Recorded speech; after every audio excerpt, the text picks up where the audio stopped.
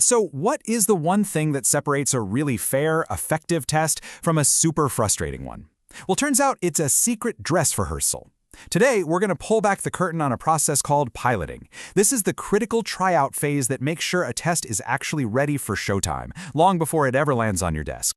All right, so before we get to the solution, let's talk about the problem. Because let's be honest, we've all been there, staring at a test that just feels confusing or unfair or, well, just plain broken. I mean, really think about it for a second. That moment you sit down, you flip the paper over, and your first thought is just, what are they even asking me here? That feeling, right there, that gut feeling of confusion, that's the sign of a bad test. And it comes in so many forms, right? Maybe it's totally vague instructions, or a clock that's ticking down way too fast, or questions that feel like they came out of nowhere. These things don't just frustrate us, they completely sabotage the whole point of the test, which is to figure out what you actually know and can do. So how do the people who design these tests avoid this total nightmare scenario? Simple. They run a dress rehearsal. And in the world of assessment, we call this piloting. Piloting, or trying out materials, is really just what it sounds like. It's a practice run. Before a test ever goes live, it's given to a small group of people who are just like the real test takers. And the goal? To find all the awkward parts, all the confusing directions, and all the little glitches before opening night. And this process becomes absolutely vital for skills like speaking and writing. Why? Well, because unlike a multiple choice question, there isn't just one single right answer. Human performance can be unpredictable, right? A conversation in a speaking test can go in a totally unexpected direction. And scoring it all depends on a person's judgment. You have to test for all those variables. And you can see right here how it all fits together. This tryout phase isn't just some afterthought, it's a core step in the whole cycle. It sits right there between the initial design and the final revision.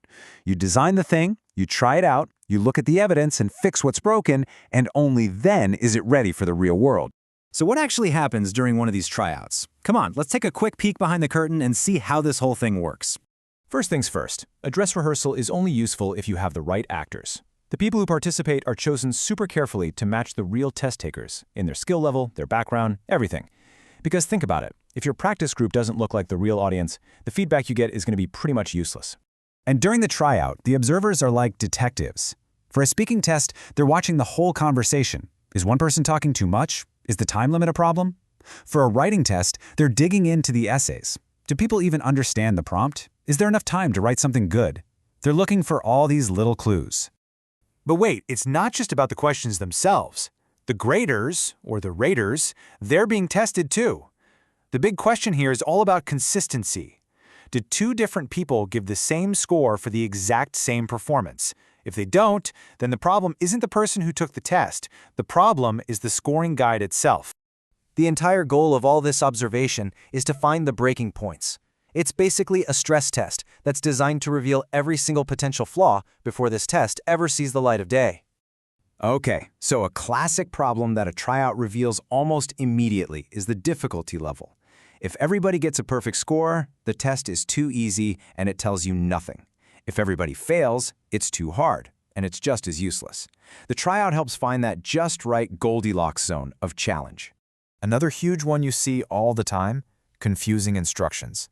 I mean, if people are spending more time trying to figure out what to do than actually doing it, then the test isn't measuring the skill it's supposed to, it's just measuring how well you can decode complicated directions. And a tryout makes that painfully obvious really fast. And then there's the good old clock. Is the time limit actually fair? Sometimes you have a fantastic prompt that gets completely wasted because nobody has enough time to really think and give a good answer. This dress rehearsal helps find that sweet spot. Enough time to perform, but not so much that the test takes forever. So, once all these problems are spotted, the revision process kicks in. And this isn't just guesswork. Not at all. It is evidence-based surgery. The data they get from the tryout tells them exactly what to fix. A confusing prompt gets reworded, 5 more minutes are added to the clock, or a scoring guide gets clarified. All right, let's zoom out a little. Why does all this backstage work actually matter to you, the person taking the test? Well, this whole idea of trying things out first works everywhere. For a huge national exam, it's a massive, data-heavy process all about validating the test. But in a classroom, it can be as simple as a teacher asking a colleague, "Hey, can you take a look at this quiz for me?" Whether the scale is big or small, the purpose is always the same. Make the assessment better and fairer for everyone. And that really is the heart of it. This process isn't just about catching typos. It's about collecting actual evidence to systematically make an assessment better. It's what transforms a messy first draft into a fair, accurate, and truly effective test. So the next time you sit down for a test, and it just feels clear and fair and well-paced, just take a second. Appreciate all that invisible work that went into it. Because chances are, it had a really, really good dress rehearsal.